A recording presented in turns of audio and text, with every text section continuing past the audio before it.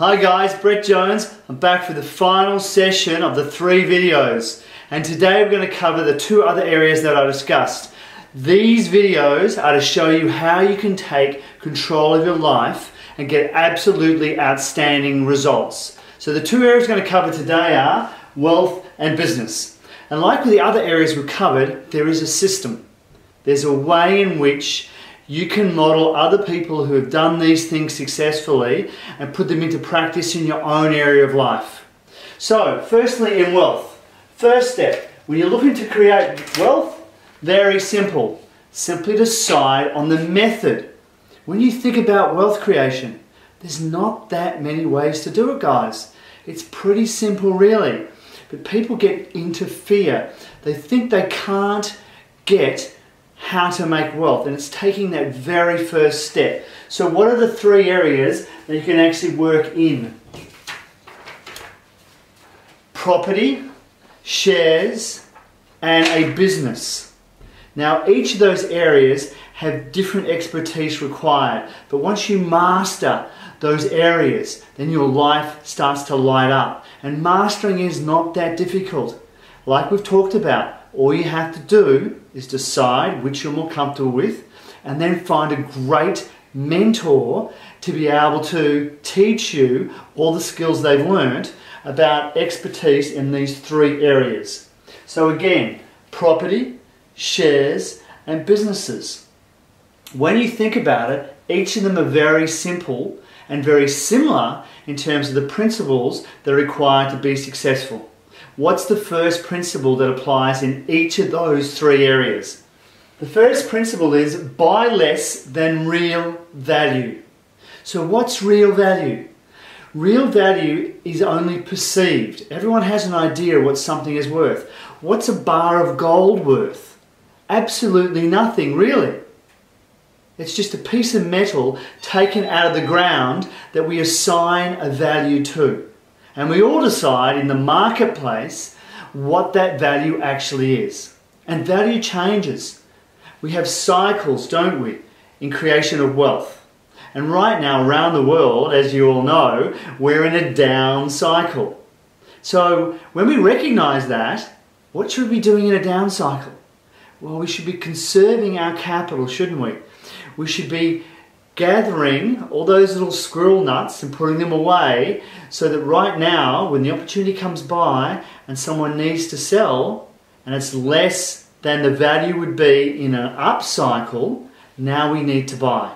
Because if we do that, aren't we guaranteed that when the cycle changes, the value of that asset will increase? Great example would be, what did Warren Buffett do just after the stock market crashed in 2008? He went in and spent $5 billion buying shares in Citigroup. What's that worth now? Oh, about $12 billion. Not a bad return on investment, really. What else did he do? He went in and bought the Santa Fe Railway Company for $20 billion. Why? Because he knew in the cycle it was at the bottom. And the same applies in property, the same applies in a business. If you're going to buy an existing business, and why wouldn't you? Because it's already proven. You can look at the profit results and go, yes, it works. Why wouldn't you buy an existing business rather than go out and start a new one? But you've got to buy at the right time. When the market's down, when there's not a lot of competition, and you can buy at the right sort of price. Because value will change, won't it? So the first principle is buy less than real value. Next principle, to create wealth. Like I've just been discussing, know the cycles. Because as everywhere in life, there are cycles in life. And it's exactly the same in creation of wealth. But you have to buy low, sell high. It's not complicated. But if you can't tell what the indicators are in the cycle, then you won't know how to do that. And you need a great mentor who's been there before and can explain those cycles to you. Does that make sense to everyone? Great.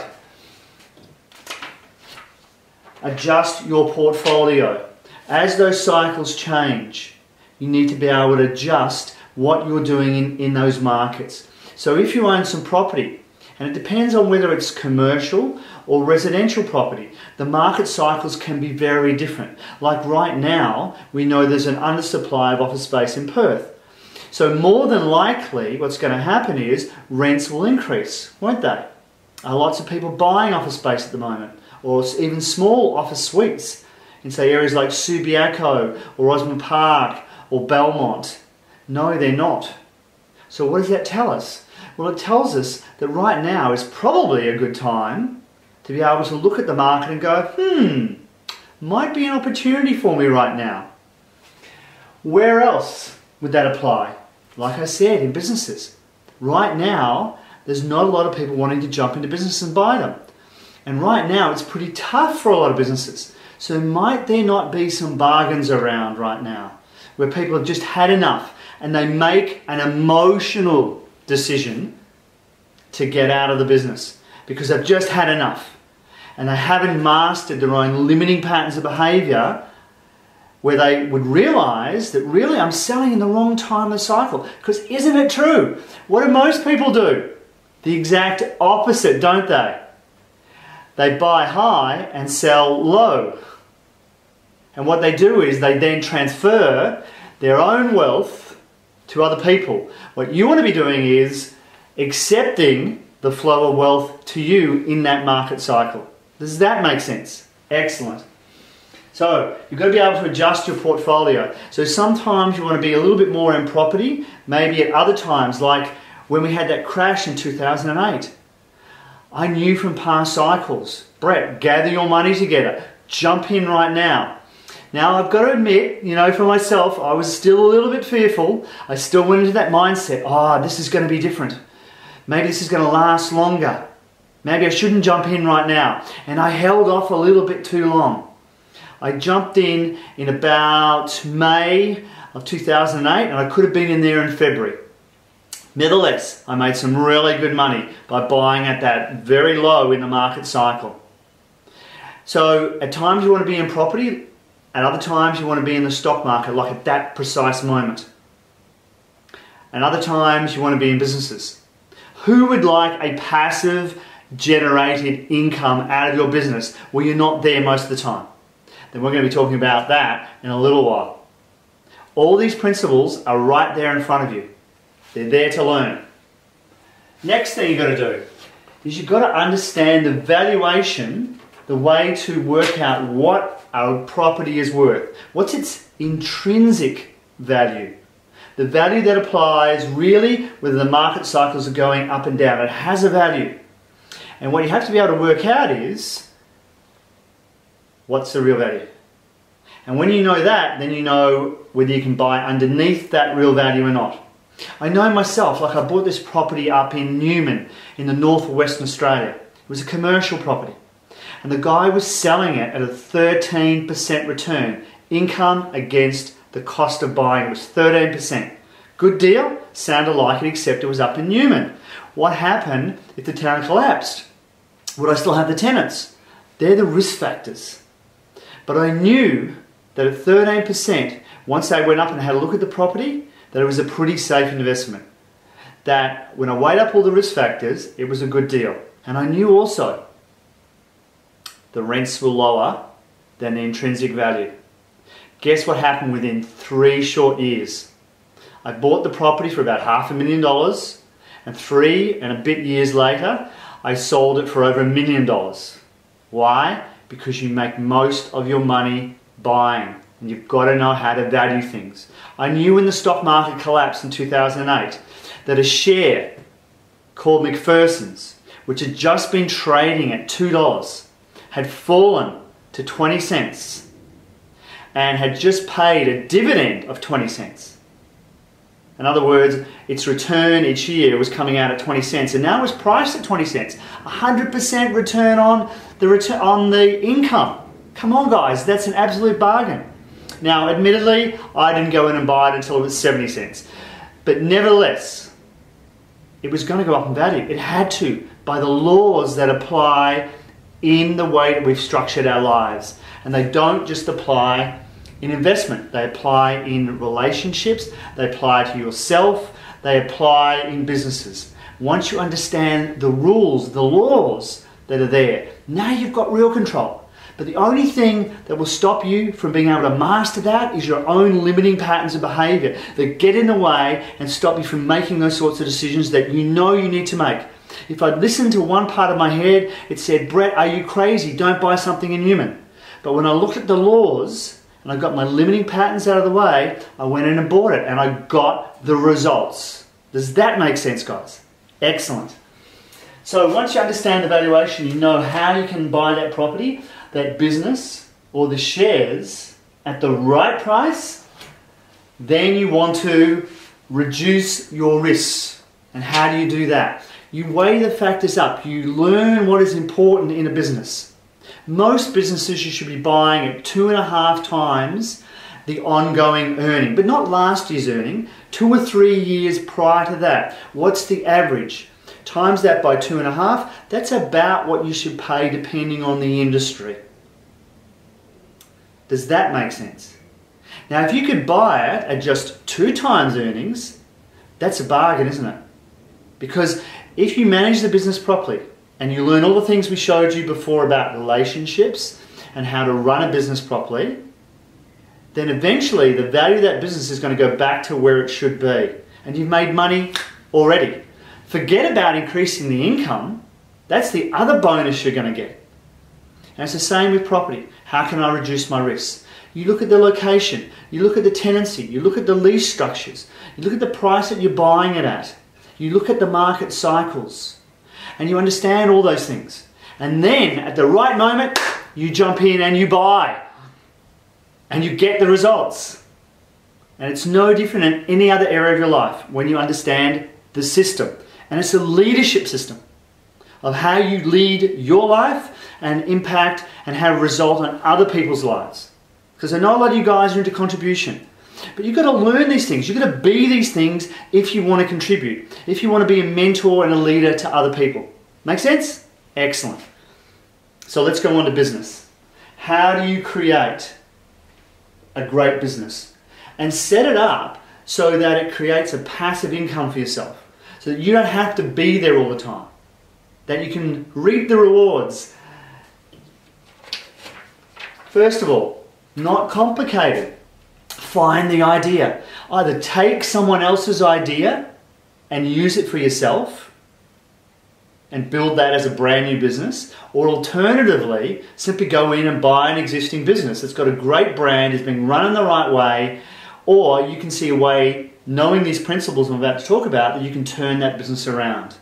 And I've used these principles in my own life, and it's made a major impact on myself, on my ability to be here today with you guys, doing what I love doing, and for my family, and being able to be a mentor to other people as well by practicing what you preach.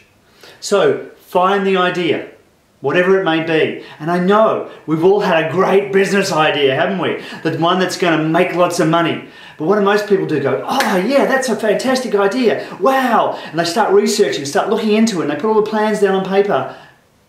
And then they don't quite get around to approaching the bank to see if they can borrow some money. And they don't quite get around to going out and doing additional research, or bringing in joint venture partners, or raising the capital, or researching the marketing, or testing it and marketing it. Like on the internet now, it is so easy for us to raise a business, to build a business, put it online and test, to see whether that business idea is going to work. So, first principle, find the idea. Second principle, once you know and have tested it and see that it works, if it makes you any money at all, simply duplicate it. If you can do it once, you can do it twice, either in location or in principle. When I first started out on property, I learned how to raise capital from other people. Find a tenant, purpose build a building for them, and then sell that before I even started. I've used that principle numerous times in my life. Why? Because it reduced the risks. Once I learned how to do it, you just duplicate that same process. Make sense? Of course, it's a basic law. Next step. Measure what you're doing. So many people that I meet and I mentor don't measure their results. They don't check out the key performance indicators. They're not measuring on a monthly or 6 monthly or weekly or even yearly basis. So how on earth can you steer the ship to where you need to go if you don't know where you're navigating to and how you're going on that trip? You've got to measure your results. You've got to measure them in terms of hard systems, the hard dollars that you're returning. What's your net profit? Where's your working capital being used up? What are your expense ratios for your industry? Are you high on those or low on those? What's your gross profit margin? All those sorts of things you have to know, because it tells you at the human level what's not happening. If you're not getting dollars or revenue through the door, marketing and people is where you need to look at. If your delivery is not where it should be, people. If your stock turnaround time is not happening, marketing and delivery. There are laws, and you simply have to know those laws from a mentor. And when you find them out and you apply them in a system, you get the results. It's that simple. So you've got to be able to duplicate it, you've got to be able to measure it. Next principle. You've got to be able to market it. You've got to be able to know what's the right marketing method. And there are only a couple, really. There are only a couple of marketing methods that are essential to apply in your business. And it's really down to people. It's understanding people. It's understanding relationships. And when you get that, then you get the results. When you know what someone wants and you can supply it and you are seen as the trusted provider of that service, people will come to you. They will flock to you to get that service, whatever it may be. Just got to do it. Next one. Delivery. Once you've got this system in place, you've got to be able to deliver the product exactly the way that people want it. If you disappoint them, if you don't deliver it in the right way, then they're going to complain. And when they do complain, you've got to have a system for dealing with that. It's got to be fair, it's got to be honest, and it's got to be open. And you have to hold them accountable. Does that make sense? Excellent. Create this system and you will get the results from your business, because then you systemize it. You put all these things in place, and in each of these areas, there's another system underneath it. How do you duplicate it?